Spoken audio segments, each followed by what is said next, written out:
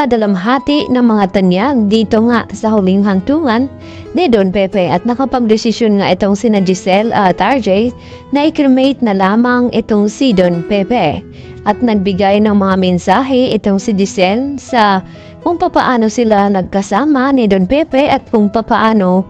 nawalay ito. At dito naman na nalunggot ng husto itong si Zoe dahil sa pagkawala ng araw ng kanyang lolo Pepe at ganon din naman itong si Annalyn Santos at alam daw nito na kung gaano daw sila kamahal ni Don Pepe. Sa kabilang banda ay napansin naman dito ni Irene ang pakikipag mabutihan di umano ni Lynette dito nga kay RJ at in fairness ay talaga naman daw napakagwapo itong ex dito ni Lynette na ang tinutukoy nito ay walang iba kundi itong si RJ dahil nagpunta nga itong si Irene dito sa Apex upang kunin dito kay Carlos itong pera na kinakailangan nito at dito naman na hindi inakala na narinig nga dito ni Annalyn ang sinabi ni Irene na mag-ex nga sila ni Carlos at nagulat nga noong una itong si Annalyn ang kanyang marinig na kung niloloko ba daw niya itong kanyang ina na si Lynette at maya-maya nga ay lumabas naman itong si Lynette at siya mismo ang nagpaliwanag dito kay Annalyn na alam na nga niya tungkol dito kay Irene at Carlos at hindi nga agad-agad na naipaalam ni Lynette kay Annalyn dahil nga sa nangyayari dito kay Don Pepe. Samantala, nang makita naman dito ni Carlos, itong si Lynette at si RJ, ay tila pigil na pigil itong kanyang sarili sa selos dahil inintindi na lamang niya muna ito dahil alam nito na nagduluksa nga itong si RJ sa pagkawala ng kanyang papa. At dito naman na dumalaw itong si RJ dito sa Eastridge Hospital upang bigyan nga ng bulaklak itong si Annalyn dahil sa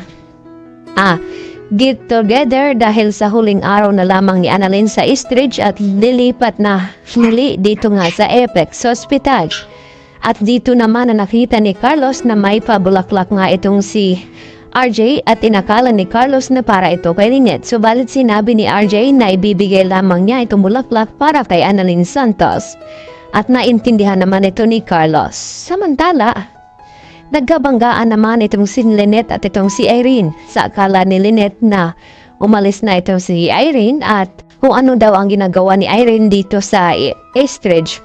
At dito naman na sinabi ni Irene kay Lynette na nagpapacheck up nga daw siya sa kanyang OB-GYN. Subalit ay walang kaalam-alam itong si Lynette na may matindi pa palang sekretong tinatago itong si Irene sa kanya dahil sa sinabi niya dito no ibigay ni Carlos itong chike na pera sinabi ni Irene na magagamit daw nila ng kanyang anak. Yun pala ay may anak sila ni Carlos Benetes itong si Irene.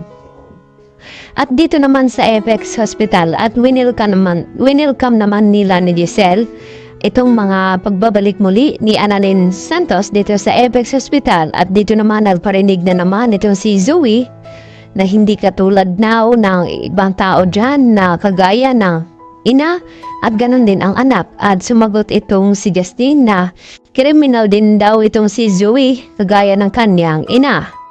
At mayroon namang himala na mangyayari dahil sa pagbabago ni Moira at hindi na nga raw niya itutuloy ang kanyang paghihiganti dahil di umano magbabago na nga daw siya at magsisimula muli at Diyos na lamang ang kanyang babanggitin ngayon.